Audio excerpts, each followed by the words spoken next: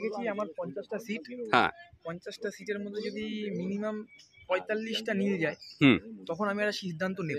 আচ্ছা, 45টা সিটে যদি মাছ না যায়, একদমই সকাল থেকে সন্ধ্যা অবধি যদি পুরোটাই নীল যায়, কারণ পুকুর পাড়ে 50টা সিটে যতগুলোই সিট বুক, যদি কেউ মদ্যপান করে আমাদের চোখে ধরা পড়ে বা কেউ যদি দেখে, আমি সেই শিকারীকে তখনই তার টাকা হাতে দিয়ে নিতে যা মাছ থাকবে জলে ছেড়ে দিয়ে আমি তাকে পাঠিয়ে দেবো। আচ্ছা, মানে আমার মদ্যপান স্ট্রিক্টলি বারণ। ঠিক আছে। তার মধ্যে টিকিট, মহিলা, বাচ্চা কাচ্চা সবাই থাকে, ওই জিনিসটা তো ব্যবহারটা তো ভালো নয়।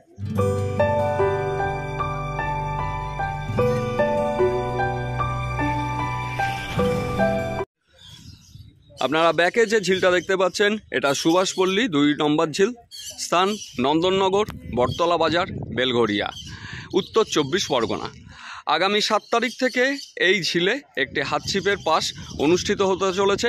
600 টাকার বিনিময়ে একটি করে ছিপ আপনারা ফেলতে পারবেন। 2 কাটা, অবশ্যই 2 কাটা, 3 কাটা বা 4 কাটা কিন্তু এখানে ফেলা যাবে না। এই ঝিলটিতে মোট সিটের সংখ্যা হবে 50খানি। আর পরিচালনার দায়িত্বে আছে রিপন সাহা। তার ফোনপে নাম্বার সবই আমি স্ক্রিনে দিয়ে দেবো, আপনারা সেখান থেকে যোগাযোগ করে নিতে পারেন, বা আপনাদের যদি কোনো কিছু জিজ্ঞাসা থাকে সেটাও জিজ্ঞাসা করে নিতে পারেন। এখানে বুকিং দেওয়া চলছে, কোনো রকম লটারি হবে না। মোট সিটের সংখ্যা 50খানি। এখানকার লোকেশান আমি ডেসক্রিপশানে দিয়ে দেবো, আপনারা এসে নিজেরা দেখে শুনে সিটের বুকিং নিতে পারেন। আর এই ঝিলের নিয়মাবলীর মধ্যে আছে আপনারা ছিপ যেমন খুশি ব্যবহার করতে পারেন, ছিপের মাপের কোনো বাদবিচার নেই, কিন্তু ছিপে অতিরিক্ত সুতো বা কল কিন্তু ব্যবহার করতে পারবেন না। টোপ হিসাবে আপনারা এখানে ছাতু, পাউরুটি, পিঁপড়ের ডিম এগুলোকেই ব্যবহার করতে পারবেন। 4 মশলা করতে পারবেন। আপনারা দেখতেই পাচ্ছেন ঝিলটি লোকবসতির মধ্যে, অর্থাৎ সেক্ষেত্রে আপনারা কিন্তু এইখানে কোনো রকম মদ্যপান করতে পারবেন না। আর মদ্যপান করার ইচ্ছা যদি থেকে থাকে তাহলে এই ঝিলে আসবেন না, এরকমই বলেছেন পুকুর মালিক। পুকুর মালিকের তরফ থেকে আমি কিছু কথা জেনে নেব, আর তার পাশাপাশি চারপাশটা একটু দেখে নিন।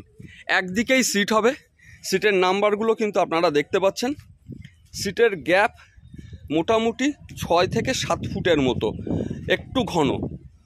10 ফুট গ্যাপ কিন্তু আপনি এখানে পাবেন না, দেখুন, দেখলেই বুঝতে পারবেন। আর এক পারে বসেই কিন্তু আপনারা ছিপ ফেলতে পারবেন। তাহলে আর বিশেষ কিছু বলার নেই। এইবার সরাসরি মালিক পক্ষের তরফে কিছু বক্তব্য বা কিছু প্রশ্ন আছে, সেগুলি আমি 2 নম্বর ঝিলের পরিচালনায় যে আছে রিপন আমাদের ভাই, তো রিপনের কাছ থেকে কিছু কথা জেনে নেই। আচ্ছা রিপন, মোটামুটি বুকিং নিচ্ছ কত টাকা দিয়ে? বুকিং আমরা 100 টাকা দিয়ে নিচ্ছি, কারণ যে বাইরে শিকারি বুক করবে তার কাছে যদি মিনিমাম 100 টাকাও চার্জ বুকিং করে, তার জন্য আমি বুকিংটা রাখতে পারবো। নচেত সে যদি সেদিন না আসে, আমি তার জন্য সিটটা রাখি, তারপর অন্য কেউ এসে সেই সিটটা চায়, আমি তাকে দিতে পারবো না। মিনিমাম 100 টাকা দিয়ে বুকিং, মিনিমাম 100 টাকা দিয়ে বুকিং নিচ্ছ। আর বুকিং এর জন্য কি কোনো ফোন পে নাম্বার বা ফোন নাম্বার তুমি ইউজ করছো? দুটোই দেওয়া আছে। আচ্ছা, তাহলে ওই দুটো নাম্বার দিয়ে দিও, আমি স্ক্রিনে দিয়ে দেবো।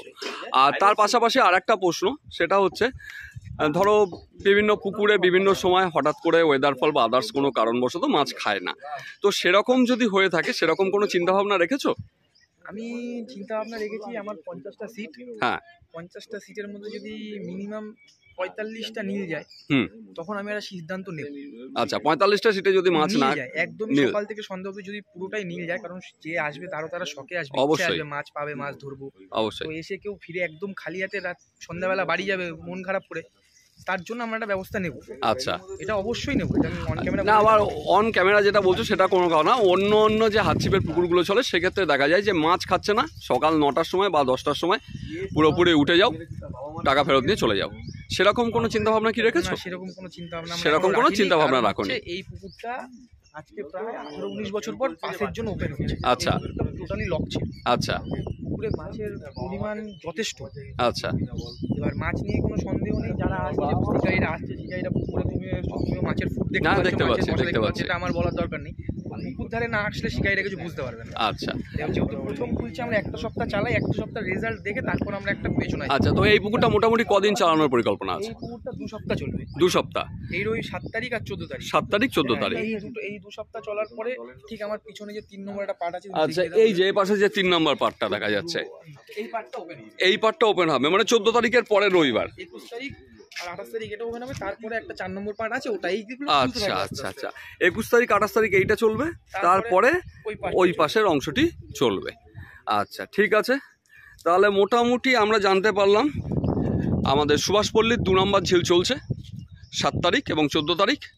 তারপরে এর 3 নম্বর পার্ট খোলা হবে 21 তারিখ এবং 28 তারিখ, এবং এইভাবে পুকুর চলতে থাকবে। ব্যাপারটা যেটা হচ্ছে, আমাদের যেই রবিবার টিকিট চলবে হুম। সেখানে যদি আমাদের একজনও শিকারী আসে হুম। তার জন্য আমাদের পুকুর খোলা। আচ্ছা, আমাদের মানে আমাদের 50 ফুল বুক বা 5 জন এসে টিকিট করাবো না, আমাদের একজন থাকলে একজনের জন্য পুরো পুকুর খোলা। আচ্ছা, একটা পাড়ার মধ্যে পড়ে, যথেষ্ট শর্ট স্পেস পাড়াটা। হ্যাঁ। এখানে যারা মাছ ধরতে আসবে আমার সাথে সকালবেলা কন্ট্যাক্ট করে সাইকেল গাড়ি যে জানিয়ে আসবে, আমাদের সামনে ক্লাবের মাঠ আছে, মাঠে রাখবে।